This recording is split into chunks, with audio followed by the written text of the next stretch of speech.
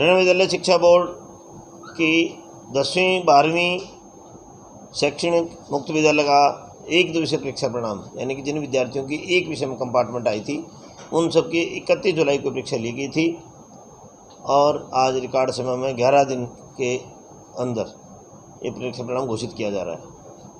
इस परीक्षा में कुल 61,707 परीक्षार्थियों ने प्रवेश लिया, जिसमें से 38,163 छात्र थे और 24,552 छात्राएँ शामिल हुई। ये परीक्षा प्रदेश भर में 31 जुलाई 2022 को करवाई गई थी और 126 और 108 परीक्षा केंद्रों पर कराई गई थी। 10वीं की 126 की थी और 12वीं की 108 परीक्षा केंद्रों पर कराई गई थी। सेकेंडरी परीक्षा का जो शैक्षणिक है, जो रेगुलर विद्यार्थी थे, उनका परीक्षा परिणाम 62.89% रहा। सेकेंडरी परीक्षा में 32,812 परीक्षार्थी प्रविष्ट हुए, इसमें से 20,636 परीक्षार्थी उत्तीर्ण हुए। परीक्षार्थियों का दोबारा से कंपार्टमेंट आया 5,671 परीक्षार्थी हैं। लड़कों का पास प्रतिशत 61.33% रहा और लड़कियों का पास प्रतिशत 65.07% रहा। इसी प्रकार सीनियर सेकेंडरी यानी कि 12वीं कक्षा का परीक्षा परिणाम 63.78% रहा। इस परीक्षा में कुल 23,959 परीक्षार्थियों ने भाग लिया, जिसमें से उत्तीर्ण हुए 15,281 परीक्षार्थी और जिनकी वापस कंपार्टमेंट आ गई ऐसे 6,730 परीक्षार्थी। लड़कों का पास प्रतिशत इसमें छात्रों का यानी कि 32.23% और छात्राओं का 66.91% रहा, यानी कि दोनों बार में भी लड़कियां ही आगे रही। और सरकार ने ये जो परीक्षाएं, माननीय मुख्यमंत्री जी ने स्वयं भी कहा था कि इस साल के लिए डेफर की जाती हैं, लेकिन कोर्ट माननीय उच्च न्यायालय में है और 22 अगस्त की तारीख लगी है। हमने अपना जवाब बोर्ड की तरफ से दे दिया गया है, सरकार ने शायद देना है शिक्षा विभाग को। और क्योंकि 8वीं की परीक्षा राइट टू एजुकेशन 2011 गवर्नर साहब से पास हुआ, उसके तहत भी सरकार के प्रीव्यू में आता है, स्टेट के में ही आता है और समवर्ती सूची में वैसे भी संविधान 8वीं तक की शिक्षा समवर्ती सूची में आती है। उस कारण से स्टेट को ही डिसाइड करना कि परीक्षा के लेनी है। और मेरे ख्याल से 18 जनवरी को एक नोटिफिकेशन हुआ सरकार का, वो भी आपके पास होगा, नहीं तो हम दे देंगे। उसके अनुसार भी 5वीं और 8वीं की परीक्षाएं स्टेट को डिसाइड करनी है कि कब ली जानी है।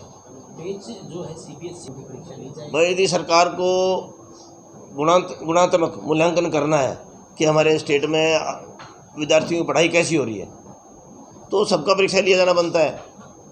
और केवल सरकार चाहती है कि भाई हरियाणा बोर्ड से संबंधित स्कूलों का लिया जाए, तो जैसा आदेश होगा हम तो सरकार भी कर देंगे। बोर्ड को तो परीक्षा लेनी है, वो कहेंगे सबकी लेनी है, सबकी लेंगे। वो कहेंगे कि केवल हरियाणा बोर्ड से संबंधित विद्यार्थियों की ली जानी है तो उनकी लेंगे। एनरोलमेंट की जो प्रक्रिया शुरू की थी सर, उसके तहत फीस भी ली गई थी, वो फीस का वापस कर दी गई या दोबारा से कोई इस तरह की प्रक्रिया शुरू की जाएगी? लगभग जिन्होंने निवेदन किया था उन सब स्कूलों की फीस वापस जा चुकी है और ऐसा हमारे पास कोई भी आवेदन पेंडिंग नहीं है कि जिसकी विद्यार्थी की फीस जो हमने एनरोलमेंट फीस ली थी वापस नहीं गई है। भविष्य के गर्भ में तो ऐसी चीज़ है कि जिसके तहत जो है दोबारा से एनरोलमेंट प्रक्रिया शुरू की जाएगी बिना घोषणा के लिए? नहीं, 22 तारीख का माननीय उच्च न्यायालय का निर्णय तय करेगा कि 22 तारीख को क्या होता है, क्योंकि उसमें सीबीएसई के स्कूल भी गए हैं, हरियाणा बोर्ड के स्कूल भी गए हुए हैं। लेकिन हरियाणा बोर्ड का क्या स्टैंड है पूरे में?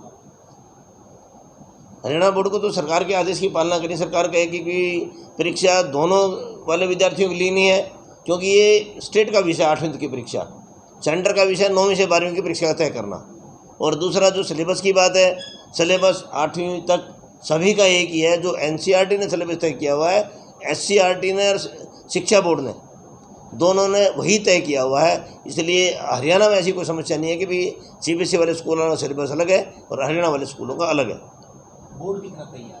हरियाणा बोर्ड कितना तैयार है परीक्षा?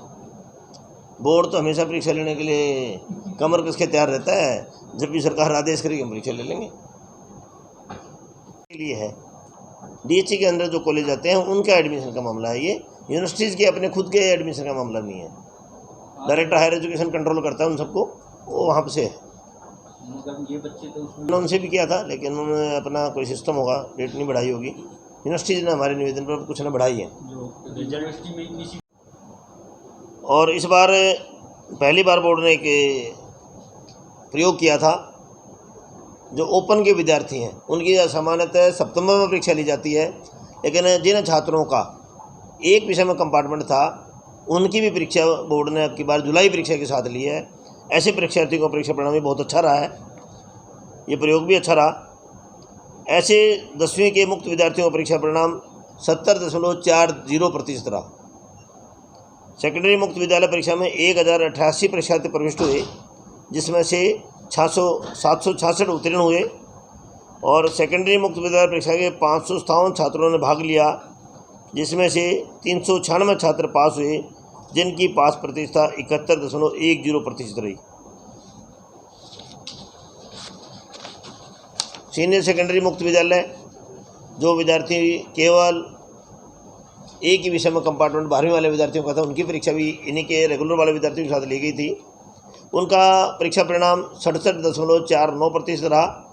सीनियर सेकेंडरी मुक्त विद्यालय में 3848 परीक्षार्थी प्रविष्ट हुए, जिनमें से 2597 उत्तीर्ण हो गए। यानी कुल मिलाकर के 5-6 हज़ार विद्यार्थियों को ये फ़ायदा हो गया। वो इस समय में ही अपना पास का सर्टिफिकेट लेकर के जो ITI, पॉलिटेक्निक या विभिन्न यूनिवर्सिटियों में जो तारीखें बची उसमें भाग ले सकेंगे। परिणाम घोषित होने की तिथि के 20 दिन के अंदर पुनर्जांच और मूल्यांकन के लिए विद्यार्थी ऑनलाइन अप्लाई कर सकते हैं। और हमारे निवेदन पर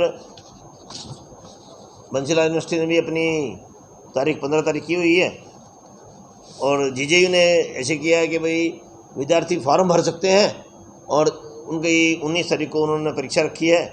जब विद्यार्थी का वेरिफिकेशन होगा तो उस समय अपना परीक्षा परिणाम लिया है, तो तब तक हम बच्चे विद्यार्थियों को सर्टिफिकेट दे देंगे। परीक्षा परिणाम घोषित हो चुका है। संबंधित जो प्रमाण पत्र हैं वो बहुत जल्दी ही भेजे जाएंगे। इसके अलावा नियमित परीक्षार्थी जिनको पहले प्रमाण पत्र की आवश्यकता है, जैसे भर्ती वगैरह के लिए अभी आजकल 16 तारीख से शुरू हो रही है भर्ती, तो वो अपने संबंधित विद्यालय से अथॉरिटी लेटर लेकर के अपना प्रमाण पत्र यहाँ से बाई हैंड ले सकते हैं।